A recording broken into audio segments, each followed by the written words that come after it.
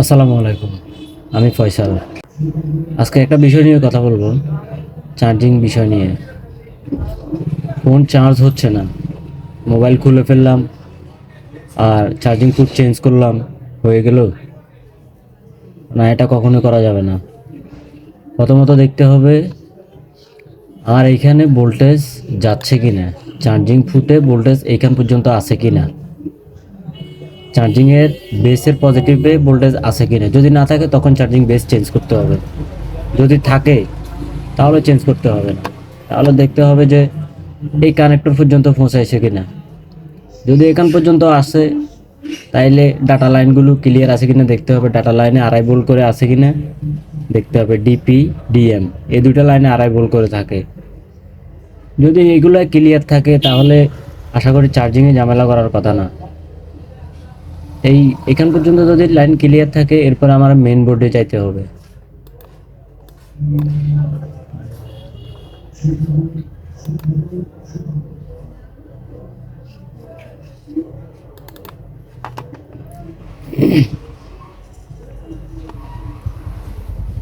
ওই যে কানেক্টর ছিল সাববোর্ড থেকে মেন বোর্ডে ভোল্টেজ এইখান পর্যন্ত আসে, এইখান পর্যন্ত।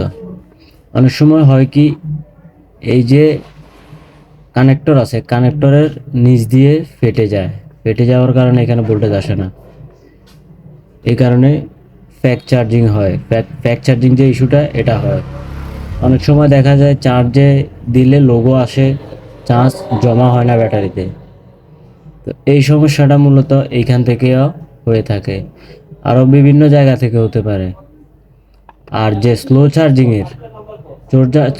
চার্জিংয়ের বিষয়টা, এটা হচ্ছে ডিপিডিএম থেকে হতে পারে। ডিপিডিএমের যে কোনো একটি লাইন যদি মিস থাকে তাহলেও স্লো চার্জিং হবে। 1 ঘন্টায় 3%, 5% এরকম হতে পারে, বা চার্জিং ইরর আসতে পারে। সেই ক্ষেত্রে স্টেপ বাই স্টেপ কাজ করতে হবে। সাববোর্ড থেকে মেন বোর্ড পর্যন্ত ভোল্টেজ আছে কি না এটা চেক দিয়ে দেখতে হবে। যদি এখানে প্রপার ভোল্টেজ থাকে তাহলে অন্যদিকে যেতে হবে। তো এইখানে ডিএম যদি ওকে থাকে তাহলে এই মেন ভোল্টেজটা ওকে আছে কিনা দেখতে হবে। মেন ভোল্টেজ যদি এইখান পর্যন্ত প্রপারলিভাবে থাকে তাহলে আমাদের এখানে ওবিপিআইসি আছে, ওবিপিআইসি পর্যন্ত ইনপুট হয় কি না সেটা দেখতে হবে। শর্ট অবশ্যই চেক দিতে হবে। শর্ট যদি না থাকে, শর্ট থাকলে আপনার চার্জে কানেকশন দেওয়ার সাথে যদি চার্জারের মধ্যে লাইট থাকে তাহলে ওটা কিন্তু অফ হয়ে যাবে। আর যদি হাই অ্যাম্পিয়ার হয় তাহলে চার্জারের গোড়া গরম হয়ে বা পুড়ে যেতে পারে, এরকম সমস্যা দিতে পারে।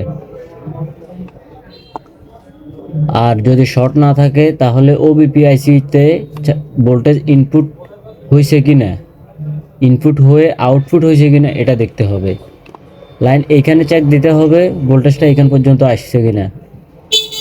যদি এইখানে আসে তাহলে ওবিপিএসি ওকে আছে, আর যদি না থাকে তাহলে এখান থেকে এখানে জাম্পার করে দিলে কাজ হয়ে যাবে।